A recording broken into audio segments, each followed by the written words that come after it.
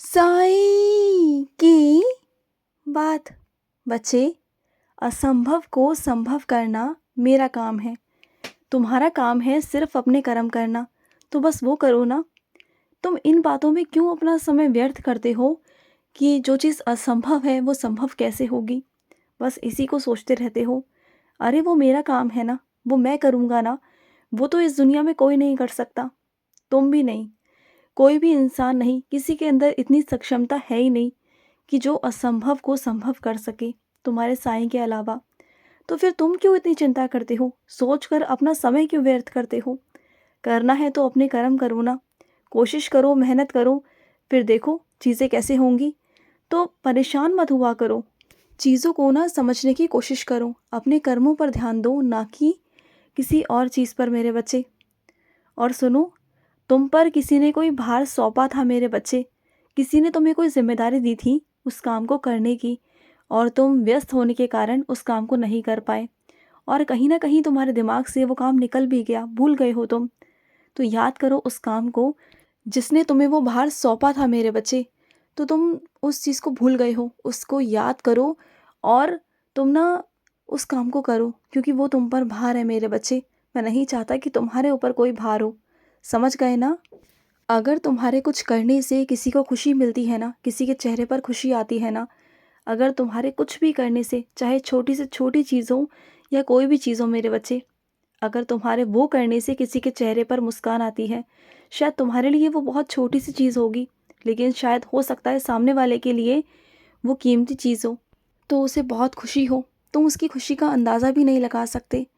तो वो चीज़ें कर दिया करो। जब कोई इंसान अंदर से टूटा या बिखरा होता है ना, उसके लिए उसका सहारा बनना, उसकी मुस्कान बनना चेहरे की, उसके दर्द की मलहम बनना, ये बहुत बड़ा काम है मेरे बच्चे। तुम ज़रूरी नहीं कि धन से या शरीर से किसी के साथ दो, तुम मानसिक तौर पर भी किसी के साथ रह सकते हो। मानसिक तौर पर तुम उसे तनाव से मुक्त कर सकते हो। तुम बहुत सारी चीज़ें ऐसी हैं जो कर सकते हो, उसे तनाव मुक्त कर सकते हो।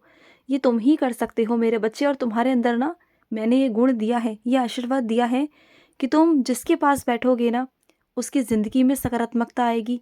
ये मेरा विशेष आशीर्वाद है तुम्हारे ऊपर। और ना तुम ये किया करो। मुझे पता है कि बहुत सारे लोगों की नकारात्मक ऊर्जा तुम्हें भी कभी कभी प्रभावित कर जाती है। कई लोगों की बातें सुनकर तुम्हें भी ना बहुत गलत सा लगता है, बहुत बुरा सा महसूस होता है कि इस इंसान के साथ में इतना गलत क्यों हो रहा है। तुम्हारे हाथ में कुछ नहीं होता, उस वक्त तुम्हें बहुत मजबूर सा महसूस होता है, मैं जानता हूँ इस बात को। लेकिन क्या है ना मेरे बच्चे, तुम इस दुनिया में जितना देखोगे ना, जितनी गहराई में जाओगे ना, तो इस दुनिया में अच्छाई भी है, बुराई भी है, पाप भी है और सेवा भी है। हर चीज़ है मेरे बच्चे। तो तुम ना सबके लिए सब कुछ नहीं कर सकते। इस दुनिया में सब अपने कर्म भोग रहे हैं, तो तुम उसमें कुछ नहीं कर सकते, उसमें मैं भी कुछ नहीं कर सकता। सिर्फ एक ही रास्ता है, उस ऊपर वाले का नाम जाप। जो उस ईश्वर को स्मरण करता है, जो उन्हें याद करता है ना, तो उसके कर्म कटते चले जाते हैं, सूक्ष्म हो जाते हैं। ऐसा नहीं कि कर्म बिल्कुल ही कट जाएंगे, कर्म तो कभी किसी के नहीं कटे, किसी के भी नहीं कटे। कर्म तो सबको भोगने ही हैं। लेकिन हाँ, बस उस ईश्वर का नाम लेने से ना उसके कर्म कट जाएंगे, कुछ कर्म तो कट जाएंगे। तो इसलिए अगर तुम्हें कोई भी दुखियारा दिखे ना, तो उसके लिए अगर तुम सच में कुछ करना चाहते हो तो उससे कहो कि वो ईश्वर का नाम जाप करे।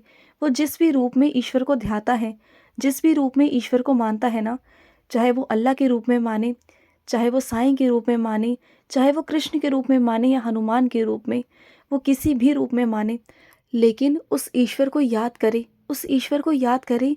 और जब भी वो कहीं से गुजरे ना, चाहे वो मंदिर हो, मस्जिद हो, गुरुद्वारा हो, कहीं से भी गुजरे ना, तो सबसे पहले माथा टेकता हुआ निकले, वहाँ से ऐसा ही ना जाए।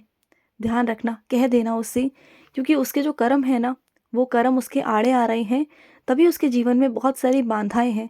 वो जो चीज़ करना चाह रहा है ना, करते करते वो नहीं कर पाता। तो समझाना उसे। तुम किसी के जीवन में अगर मेरा प्रवेश करा सकते हो ना, तो इससे बड़ी सेवा क्या हो सकती है मेरे बच्चे। तुम किसी के कर्मों को मिटाने में उसकी सहायता कर रहे हो ना, तो इस दुनिया में उससे बड़ी सेवा तो कोई नहीं हो सकती, कोई नहीं। क्योंकि सबसे बड़ा तो कर्म है ना, सबसे बड़े कर्म है, मुझसे भी बड़े कर्म हैं, पूजा से भी बड़े कर्म हैं। जो मेरे बच्चे मेरी पूजा पाठ करते हैं ना, उससे भी बड़े कर्म ही हैं। और अगर तुम कर्मों को सुधारने में उसकी सहायता करोगे ना, तो इससे बेहतर क्या हो सकता है मेरे बच्चे? कुछ नहीं हो सकता, कुछ भी नहीं हो सकता। क्यों तुम उस आंधी तूफान से डर रहे हो? आने दो ना, मैं भी देख लूँगा कि कौन सी आंधी, कौन सा तूफान तुम्हारी ज़िंदगी में आएगा। मैं हूं ना खड़ा तुम्हारे साथ। देख लूँगा सारी आंधी, सारी तूफान जहाँ से आएंगी, जैसे आएंगी ना, वो वहीं पर उसी के पास लौट कर चली जाएंगी। जो तुम्हारे लिए आंधी तूफान भेज रहा है ना, जो गलत चीज़ें तुम्हारे लिए कर रहा है ना, वो चाह कर भी तुम्हें प्रभाव नहीं पहुंचा पाएगा, कुछ भी नहीं कर पाएगा, नुकसान नहीं पहुंचा पाएगा।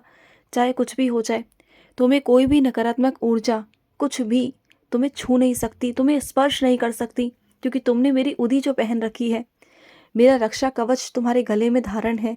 तो ऐसे कैसे कोई तुम्हें छू जाएगा? ऐसे कैसे? किसी की इतनी हिम्मत है ही नहीं कि कोई तुम्हें छू जाए।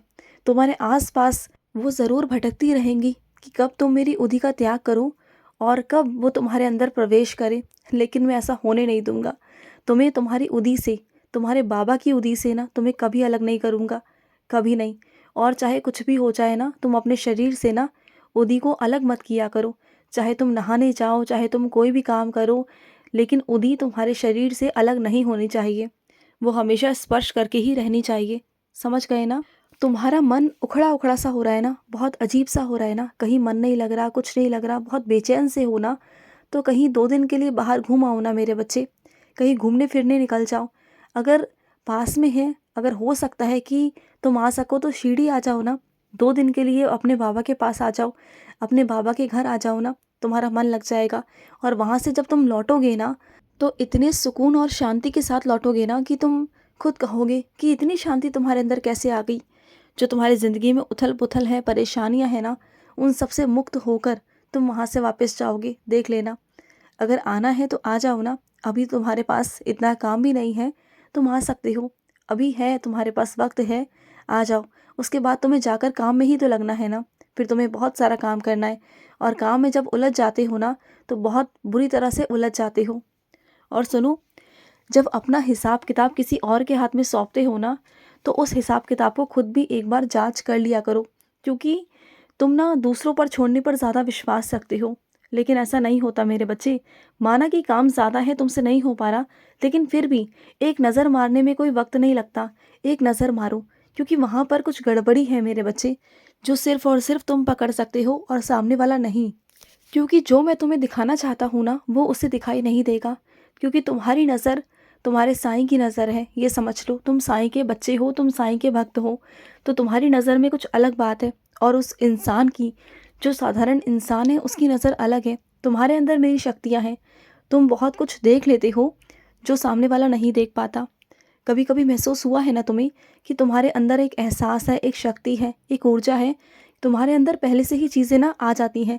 जो कुछ होने वाला होता है ना, या नहीं भी होने वाला होता, तो सब कुछ तुम्हें पहले से ही दिख जाता है।